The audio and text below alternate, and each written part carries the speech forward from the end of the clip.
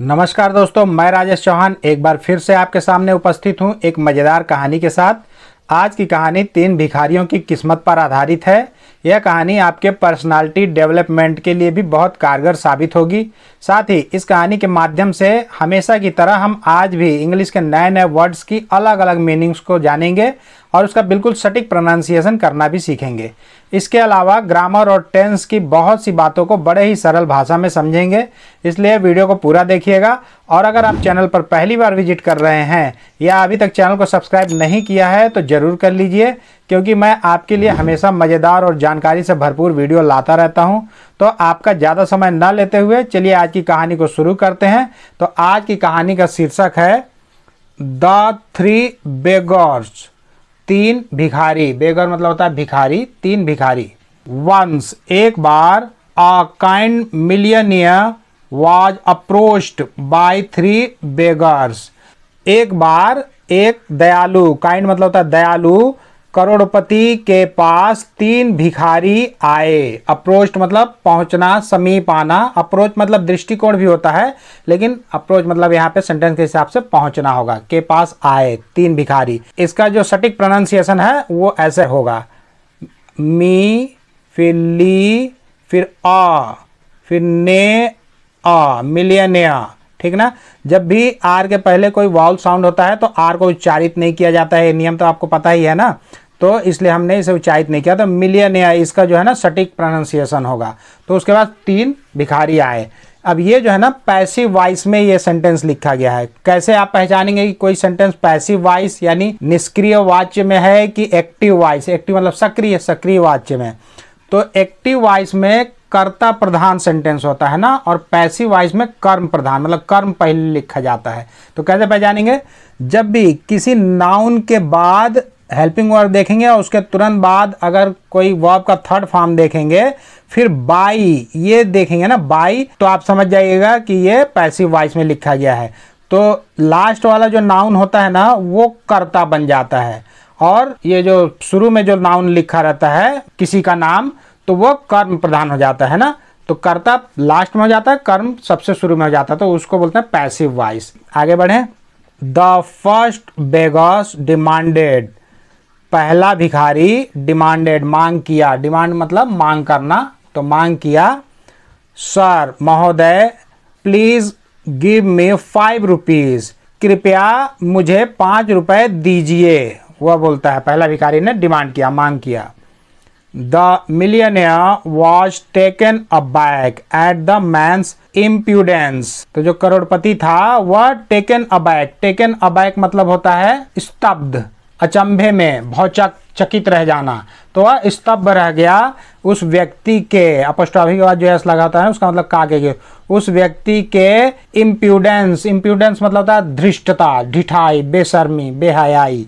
तो उसकी धृष्टता को देखकर, उसकी बेशर्मी को देखकर कि ये डायरेक्ट मुझसे 5 रुपये मांग लिया, तो वह स्तब्ध रह गया।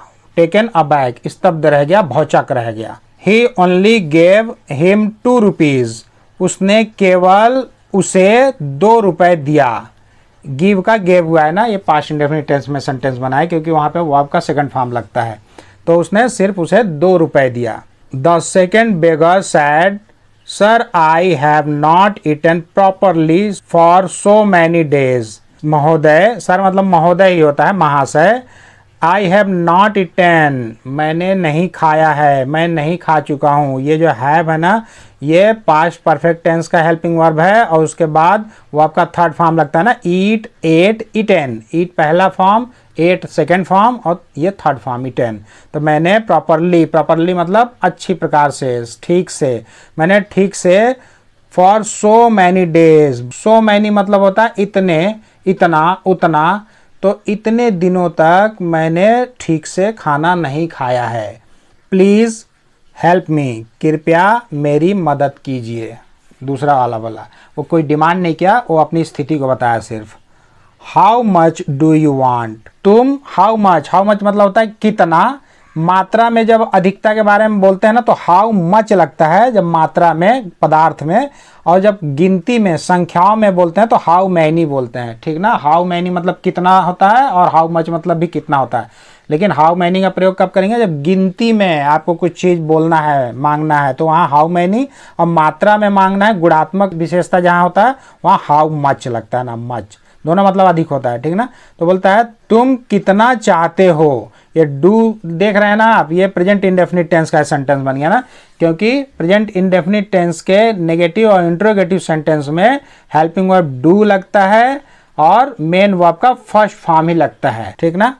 तो बोल रहा है तुम कितना चाहते हो। आस्क्ड द मिलियनियर, उस करोड़पति ने पूछा। What ever you give me, what ever मतलब होता है जो कुछ भी, जो भी, जितना भी, तो बोलता है जितना भी आप दे दो। उसने ये भी नहीं बोला कि मुझे इतना चाहिए, वो बोलता है आप जितना दे दो, आपकी मर्जी, जो दोगे वही ले लेंगे। रिप्लाइड द बेगर, भिखारी ने उत्तर दिया, जवाब दिया। So the millionaire gave him a 10 rupees note, तो फिर वो करोड़पति था, उसे दिया, गेव हिम, उसे दिया एक 10 रुपए का नोट। वो बिन मांगे उसको 10 रुपए का नोट दिया, और जो मांगा था उसको 5 रुपए के बदले में 2 रुपए ही दिया था। इंटेंशन समझते जाइएगा, ठीक ना। तो 10 रुपए का नोट दिया, और उसके बाद द थर्ड बेगर सैड, अब तीसरा भिखारी बोला, तीसरे भिखारी ने कहा I have heard about your noble qualities, therefore I have come to see you, मैंने सुन रखा है, सुन चुका हूं मैं आपके नोबल क्वालिटीज के बारे में। नोबल मतलब होता है महान, महान क्वालिटीज, गुणों के बारे में, आचरण के बारे में, क्वालिटी मतलब गुण, आचरण, मैंने आपके महान गुणों के बारे में सुन रखा है, सुन चुका हूं। ये देखिए यहाँ पे भी हेल्पिंग वर्ब हैव लगा है और मेन वर्ब का थर्ड फॉर्म लगा है। तो ये किस टेंस का सेंटेंस हुआ, ये प्रेजेंट परफेक्ट टेंस, ठीक ना। प्रेजेंट परफेक्ट टेंस में हैव हैज लगता है ना, और पास्ट परफेक्ट टेंस में हैड लगता है, ये चीज़ ध्यान रखिएगा। तो मैं आपके गुणों के बारे में सुन चुका हूं पहले ही, आपके महान गुणों के बारे में, इसलिए, देयरफॉर मतलब इसलिए, I have come to see you, मैं आपको देखने आया हूं। कम जो है ना, ये फर्स्ट फॉर्म में नहीं है, क्योंकि ये हैव है ना, तो कम का थर्ड फॉर्म भी कम ही होता है, कम, केम, कम, तो थर्ड फॉर्म के रूप में इसको पढ़ेंगे ना, कि मैं आपको सिर्फ यहाँ पे देखने आया हूं। The pleased millionaire gave him food, please, please मतलब तो कृपया होता है, लेकिन प्लीज मतलब प्रसन्न, आनंदित, अच्छा लगना, ये भी होता है प्लीज मतलब ना। तो जो प्रसन्न करोड़पति था उसने गेव दिया, हिम उसे, फूड भोजन, उसने खुश होकर भोजन दिया उसको, कि अरे यार ये कुछ मांगा नहीं बल्कि मेरी बड़ाई ही किया मेरे गुणों की, तो उसने खाना दिया बिन मांगे ही। ही आस्क्ड, फिर वो पूछा, what I can do for you, मैं तुम्हारे लिए क्या कर सकता हूँ।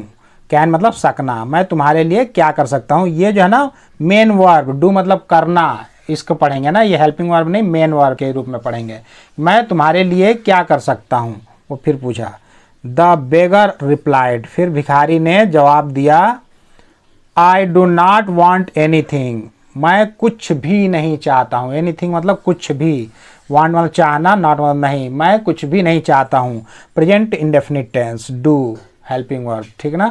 You have already shown extraordinary kindness toward me, आपने मेरे लिए, टुवर्ड मतलब की तरफ, की ओर, के पास, ऐसा होता है ना टुवर्ड, तो मेरी तरफ या मेरे लिए आपने एक्स्ट्राऑर्डिनरी काइंडनेस, एक्स्ट्राऑर्डिनरी मतलब होता है असाधारण, विलक्षण, काइंडनेस मतलब दयालुता, उदारता, मेहरबानी, दया, तो आपने मेरे लिए, मेरे प्रति पहले ही, ऑलरेडी मतलब होता है पहले ही, पहले से, तो आपने मेरे लिए पहले से ही बहुत ही असाधारण दया भाव दिखाया है। सोन, सोन मतलब दिखाया है, तो आपने मेरे लिए पहले ही बहुत ही उदारता दिखा दी है, इसलिए मुझे कुछ भी नहीं चाहिए।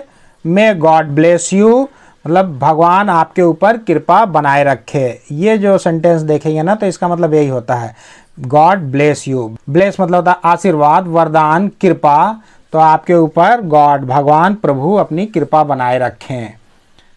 But the millionaire struck by the beggars spirit build a nice house for him, लेकिन जो करोड़पति था वह स्ट्राइक का सेकंड रूप है। स्ट्राइक मतलब होता है प्रभावित करना, स्ट्राइक मतलब हड़ताल भी होता है, लेकिन प्रभावित किया ना यहाँ पे। भिखारी के जो स्पिरिट है ना, स्पिरिट मतलब होता है भाव, स्वभाव, मनोवृत्ति, उसकी भावना, तो भिखारी की जो भावना थी वह उसको प्रभावित कर दिया था, उस करोड़पति को। उससे प्रभावित होकर बिल्ट अ नाइस हाउस, एक बहुत ही सुंदर अच्छा घर बनाया, निर्माण किया उसके लिए। एंड और looked after him for the rest of his life. और लुक आफ्टर मतलब होता है ध्यान रखना, ध्यान देना, देखभाल करना। ठीक है, लुक फॉर, अगर कहीं देखें ना लुक फॉर तो इसका मतलब होता है तलाश करना, किसी चीज़ की खोज करना, ढूंढना। और लुक आफ्टर मतलब देखभाल करना, ध्यान देना।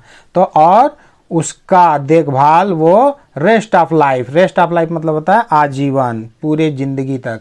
इसके बाद बाकी की सारी ज़िंदगी, रेस्ट ऑफ लाइफ मतलब होता है बाकी की सारी ज़िंदगी। तो उसकी बाकी की सारी ज़िंदगी के लिए उसकी देखभाल किया हुआ, उससे प्रभावित होकर, क्योंकि उसका विचार मनोभाव बहुत ही अच्छा था। वो लोगों के बारे में हमेशा अच्छी अच्छी बातें सोचता रहा, अपने स्वार्थ से ऊपर उठकर लोगों के भले की बात, उसके आशीर्वाद की बात करता था, इसलिए वो अच्छा लग गया उस करोड़पति का। तो इस कहानी की मोरल ऑफ द स्टोरी क्या है, नैतिक शिक्षा क्या बोलती है? मोरल मतलब नैतिक शिक्षा, ऑलवेज शो राइट कंडक्ट, हमेशा दिखाओ सही, राइट मतलब सही उचित, राइट मतलब दायां भी होता है ना, राइट मतलब ठीक भी होता है। तो हमेशा सही कंडक्ट मतलब होता है आचरण, व्यवहार, चरित्र, आचार। तो हमेशा सही चरित्र, सही आचरण, सही व्यवहार दिखाओ दुनिया को। आप पर्सनल लाइफ में भले ही कितने संकट से घिरे हुए हैं, लेकिन जब भी दूसरों के सामने जाएं तो हमेशा हंसमुख होकर जाएं, उसकी तारीफ करें, उनके किसी भी कार्यों की प्रशंसा करें और उनके लिए अच्छा ही सोचें, उनके भले के लिए सोचें, तो आपके लिए भी भला ही होगा। ये तो सृष्टि का भी नियम है, जो आप दूसरों के लिए चाहेंगे वही आपके साथ भी घटित होता है, ये तो आप जान ही रहे हैं ना। तो इस वीडियो में आज के लिए बस इतना ही। यदि आज का लेसन आपके जीवन में जरा सा भी वैल्यू ऐड किया होगा तो कृपया वीडियो को लाइक करें, चैनल को सब्सक्राइब करें और बेल आइकन को प्रेस करके ऑल पर जरूर सेट कर लें, ताकि मैं जब भी इस तरह की कोई वीडियो अपलोड करूं तो उसका नोटिफिकेशन सबसे पहले आपको मिल सके। तो बहुत जल्द मिलते हैं एक और मजेदार और ज्ञानवर्धक वीडियो के साथ। तब तक के लिए आप लोग अपना ध्यान रखें, खुश रहें, मस्त रहें, स्वस्थ रहें। नमस्कार।